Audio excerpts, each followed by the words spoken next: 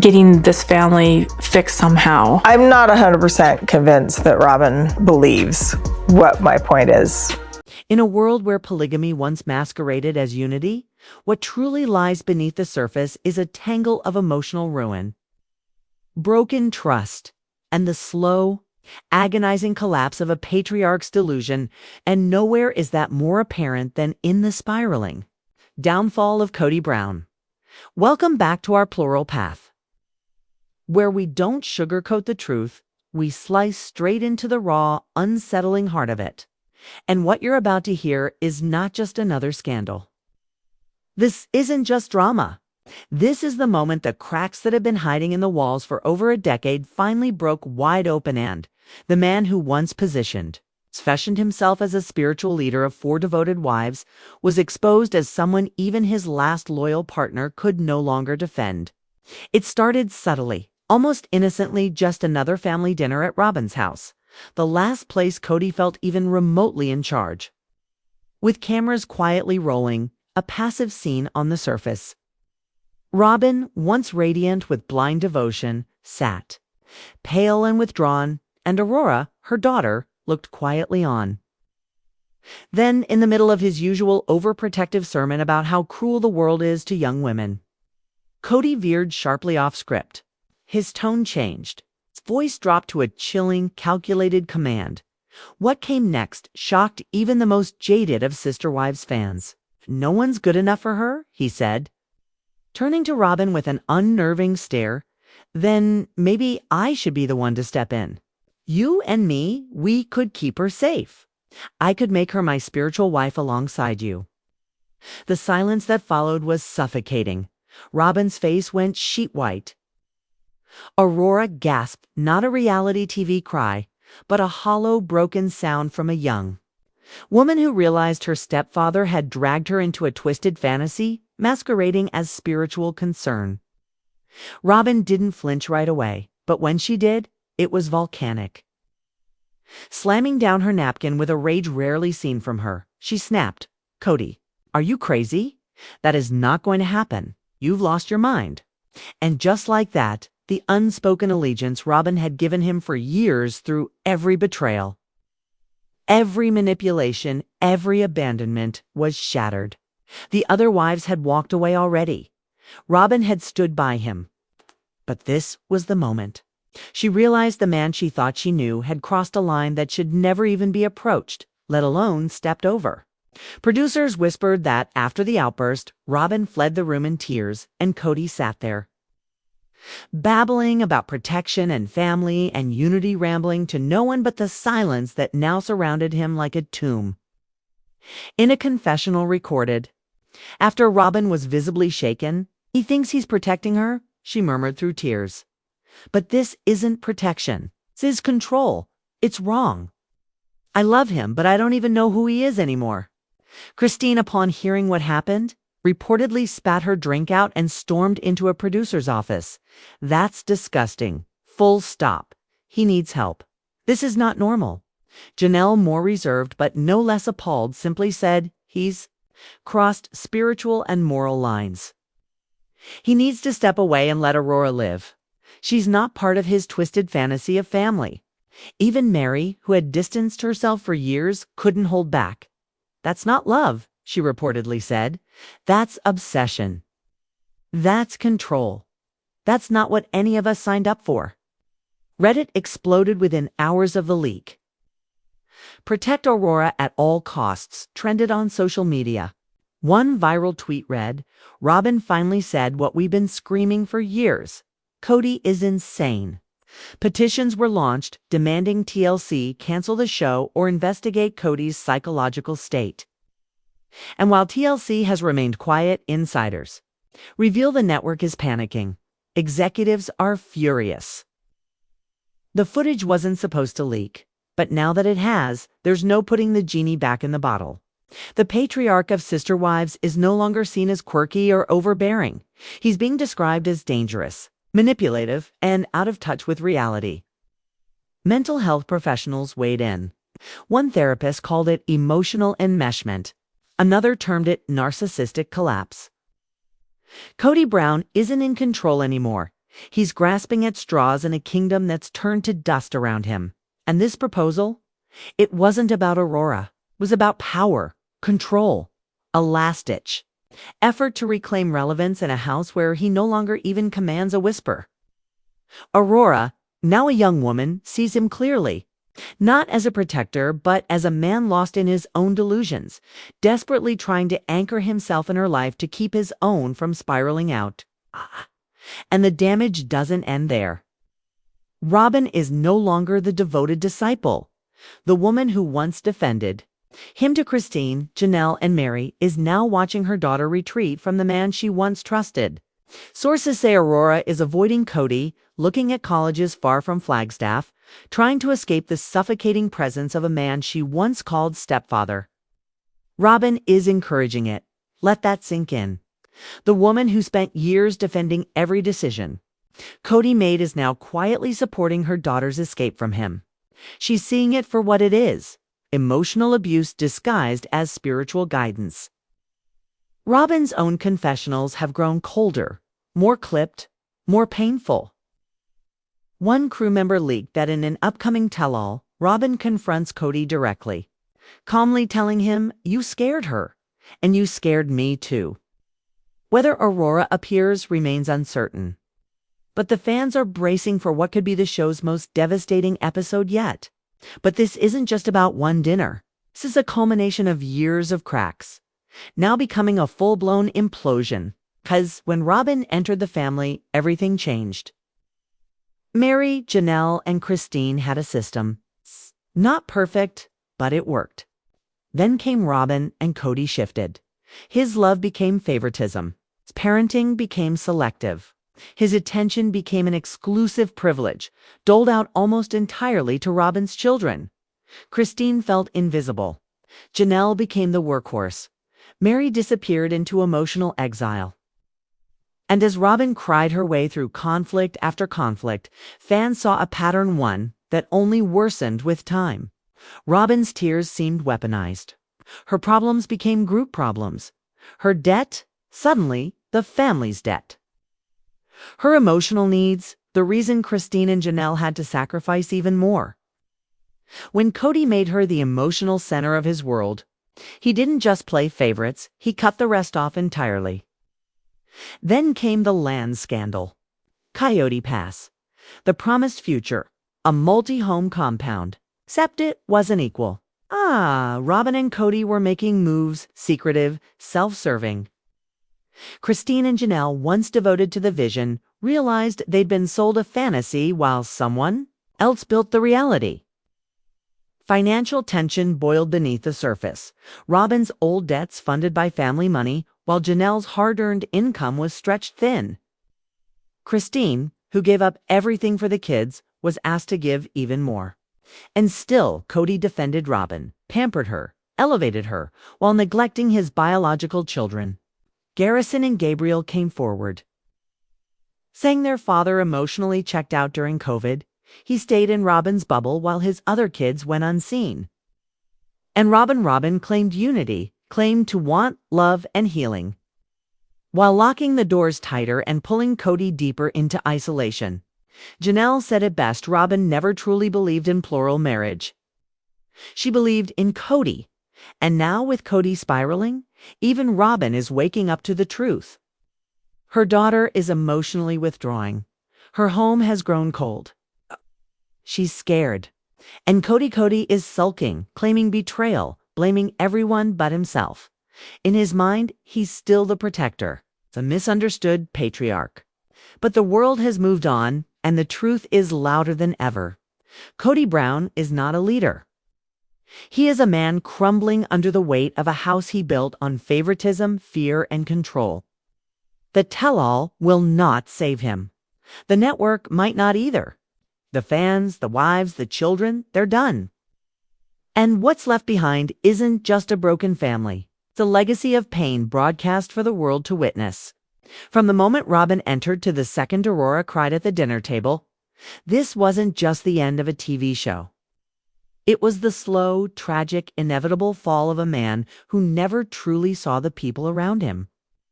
And now the silence after the explosion is deafening. Whether it ends on camera or not, the story of Kody Brown's collapse has already been written. In the eyes of his children, the tears of his wives, and the betrayal of the only woman who ever stayed. And if you thought that was the lowest Kody Brown could sink, buckle in, because part 2 plunges even deeper into the fallout of a patriarch's unraveling grasp. Where desperation replaces discipline, paranoia masks as purpose, and the last threads, holding together what used to be a plural family fray into ash before a stunned public eye. Because what came after the disastrous spiritual proposal to Aurora wasn't just backlash, was a full-scale reckoning, a domino effect of emotional exile that not even Robyn could shield him from anymore. And as the cameras resumed rolling and insiders leaked every grim detail, a horrifying realization dawned. This wasn't just a man losing control of his family. This was a man losing control of reality, of self, that of every ounce of credibility he clung to, like a crown atop a collapsing kingdom. Because in the days that followed Robyn's confrontation, something inside Kody snapped, and crew members described a shift in him so jarring it made even seasoned producers uncomfortable. Gone was the charming, if overbearing patriarch, and in his place stood someone volatile, erratic, pacing through scenes, refusing direction, lashing out at questions, muttering under his breath about betrayal, sabotage, and conspiracies among his disloyal women. And as his behavior grew more unhinged, TLC quietly halted scheduled filming, fearing legal repercussions or ethical lines being crossed with Aurora still in the home. And while Robyn attempted to shield her daughter from further exposure, the damage had already taken root. Aurora, once soft-spoken and obedient, was now reportedly battling anxiety, sleeping with her door locked, insisting on therapy, and, at times, staying with extended family just to escape the suffocating tension that now haunted every corner of their one-sidelic Flagstaff house. And Robyn, whose entire public image was built on unity and faith, found herself trapped in an impossible contradiction, publicly supporting her child while privately housing the man who wounded her beyond repair. And it all came to a head when a second leak surfaced, this time from a producer's phone. A short, blurry clip never meant to be aired, in which Kody can be heard screaming in a confessional.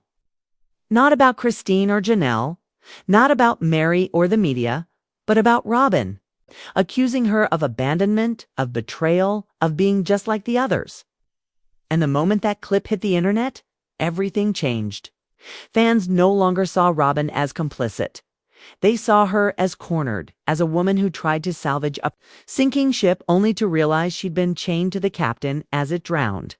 And soon after, Robyn reportedly began meeting with divorce attorneys in private, a fact leaked by someone close to production who said she looked haunted, like she hadn't slept in days. And while no papers have been filed publicly yet, insiders claim Robyn is seeking full autonomy over her home, her finances, and above all, her children, because if there's one thing the last month proved to her, it's that love does not justify endangerment, and that her loyalty to Kody had come at too great a cost, especially now that Aurora was no longer speaking to him, choosing instead to spend time with Christine and Janelle, two women who welcomed her not with conditions or sermons, but with understanding, protection, and most importantly, space.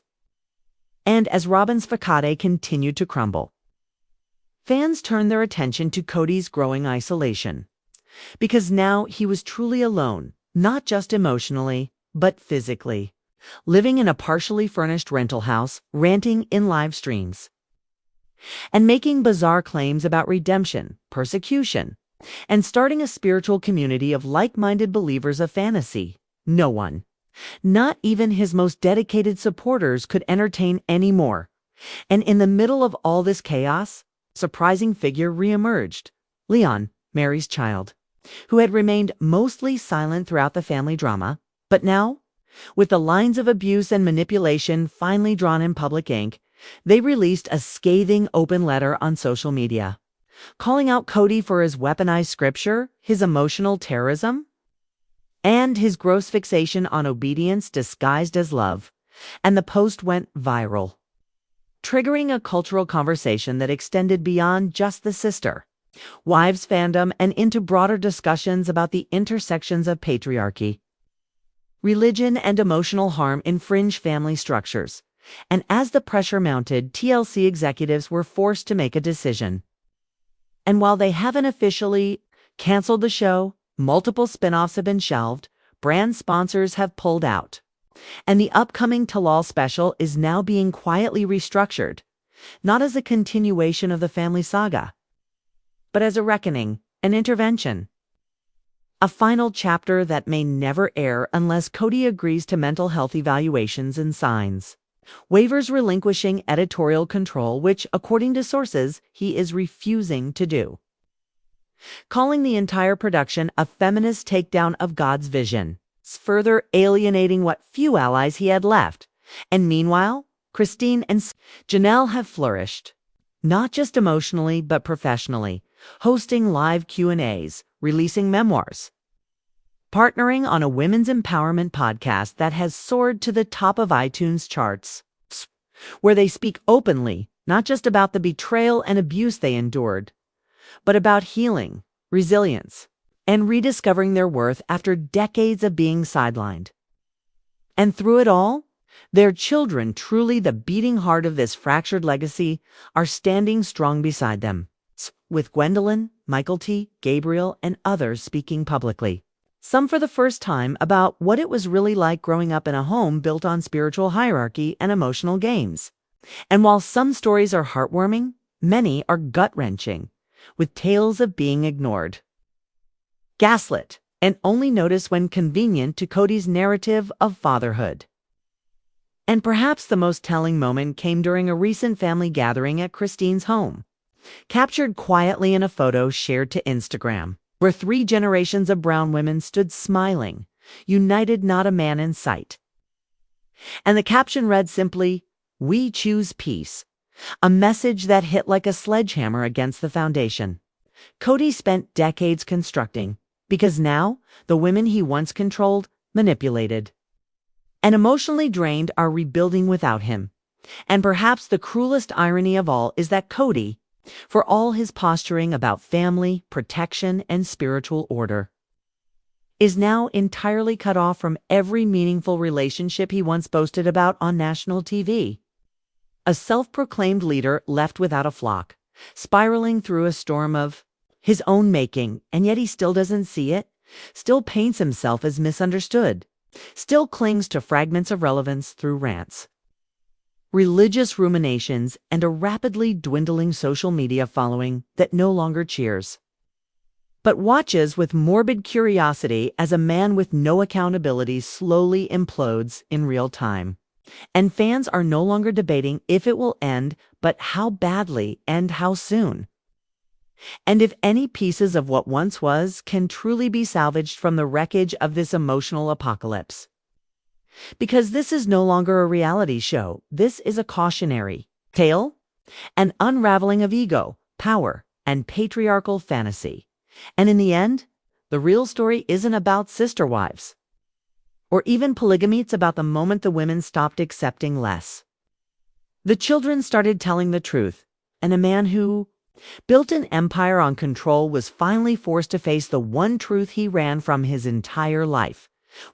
And just when you thought the spiral had reached its final descent, Part 3 unearths the darkest, most explosive layer yet, the aftermath of shattered illusions. Secret recordings, legal whispers, and a woman's final decision to expose everything. Because Christine, Janelle, and Mary are no longer just moving on, they are standing in a kind of united front never seen before in the show's history. Not as sister wives, not as co-mothers or business partners, but as survivors of a lifestyle that masked emotional manipulation as doctrine and power as devotion.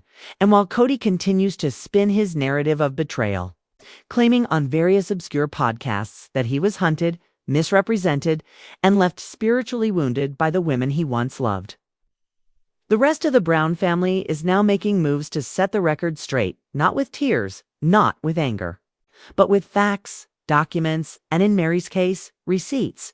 Because what started as quiet dignity has turned into quiet fury. Especially after Mary uncovered a series of financial inconsistencies tied to shared family accounts, expenses paid out of LLCs she was once part of, and travel reimbursements filed under business ventures she never even approved.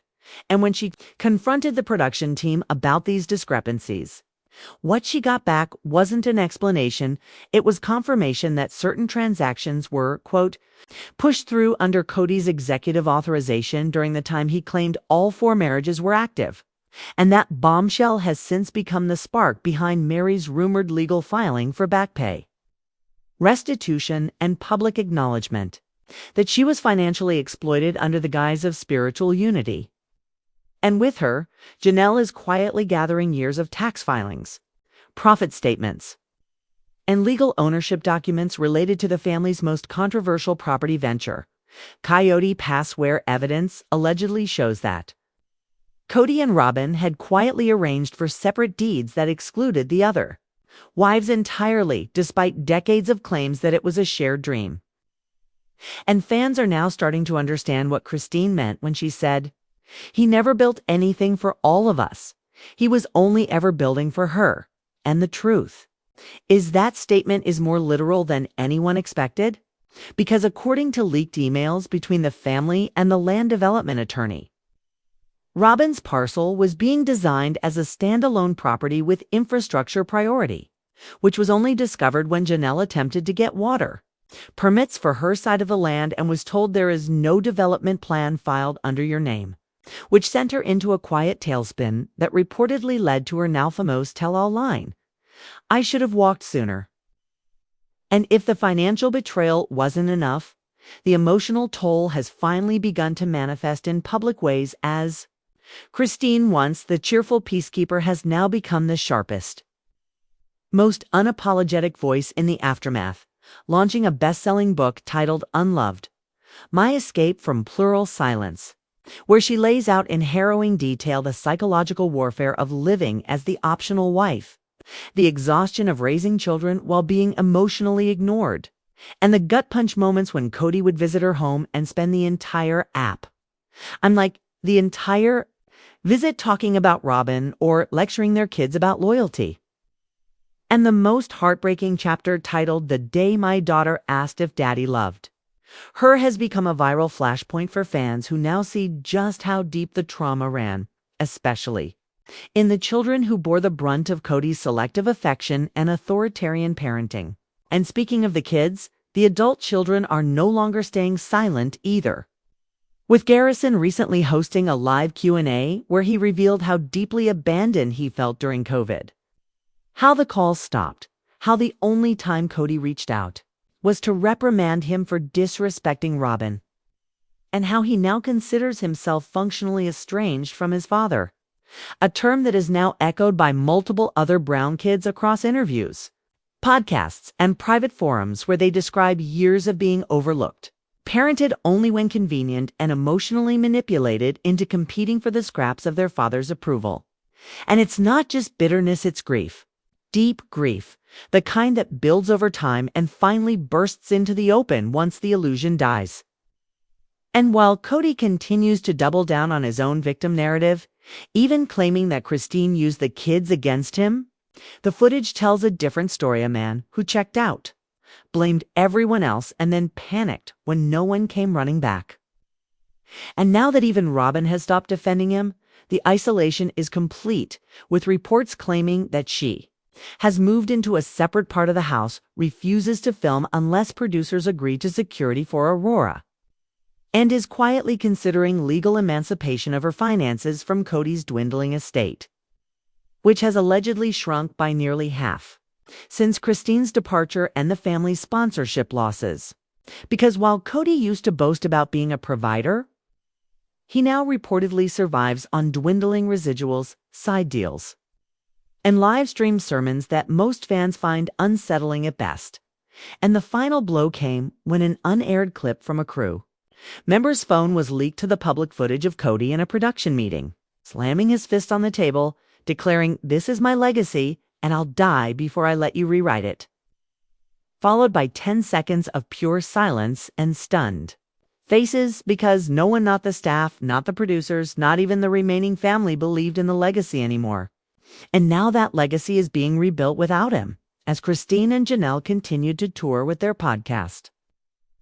Mary launches a wellness brand focused on reclaiming female identity after religious trauma, and the children step into adulthood, with clarity and voice reshaping the narrative into something Kody no longer controls.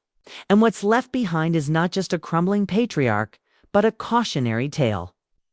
A study in what happens when love is hoarded, power is abused, and faith is twisted to serve the ego of one man at the expense of every woman and child who trusted him. And as Our Plural Path continues to shine a light on this unraveling, fans are no longer asking if it can be fixed. They're asking how it ever lasted this long. How so many beautiful, capable, loving women stayed this silenced for so many years. And the answer is slowly revealing itself in every brave confession, every leaked clip, every shared moment of truth, because manipulation doesn't always look like violence. Sometimes it looks like leadership, spiritual language, financial entanglements, and promises of eternal togetherness. And when Christine finally said, "I'm done," it wasn't the end of a marriage, it was the beginning of a revolution. One that is still unfolding in the broken homes, the mended hearts, and the long overdue silence from a man whose voice once drowned out every other. And now that silence is louder than ever. And now, as we enter the fourth and perhaps most devastating act of this emotional reckoning, the truth is no longer tangled in rumor or blurred through the lens of reality.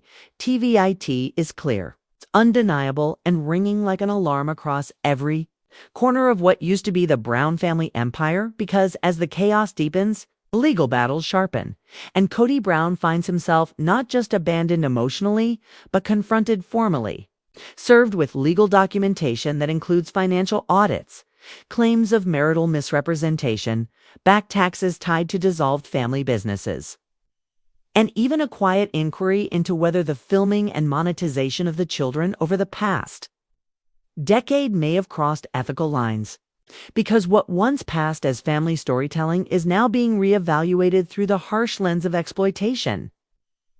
And sources say that TLC has begun issuing retroactive compliance notices and child labor documentation requests, especially after a wave of backlash from fans, former crew, and mental health professionals who now argue that the show blurred consent, filmed minors in distress, and ignored the power imbalance within the family unit for the sake of drama. And amid all this unraveling, Kody is reportedly spiraling behind the scenes, medicated, unfiltered, and paranoid. It's convinced that Christine, Janelle, and Mary are orchestrating a campaign against him, that Robyn was coerced into silence, and that the children were turned by producers looking for a better story arc. A delusion so deep it has prompted even longtime crew members to distance themselves, some walking off set entirely when he refused to acknowledge the impact of his spiritual proposal to Aurora or accept any responsibility for the emotional devastation he's caused. And the weight of that denial is now manifesting in legal consequences, with Mary filing to recoup profits from the family's shared clothing venture, Christine demanding her portion of the Flagstaff land be liquidated in her name, and Janelle reportedly considering a lawsuit for fraud after discovering that her name was removed from a shared LLC without notification. And at the center of all these filings lies a disturbing pattern, one where Kody Brown moved finances, manipulated names, and allegedly consolidated assets into accounts controlled by himself and Robyn, even after promising equal ownership. A fact that has not only opened the door for legal intervention, but triggered a new investigation into whether any welfare benefits, tax advantages, or housing assistance programs were fraudulently obtained during the filming of Sister Wives. Because when you position yourself as a shared household on camera while living entirely separate lives in reality, the paperwork begins to crack under scrutiny, and behind closed doors, Robyn is said to be furious not just with Kody, but with herself, with the choices she made. The warnings she ignored and the women she silently judged for walking away when they saw what she refused to admit. And now, in the quiet aftermath of Kody's spiritual scandal, Robyn is confronting her deepest fear that she wasn't the exception, that she wasn't the favorite, that she was simply the last to see him clearly, and her voice, once soft and loyal, is now reportedly rising in private sharp, regretful, and honest as she tells friends in confidence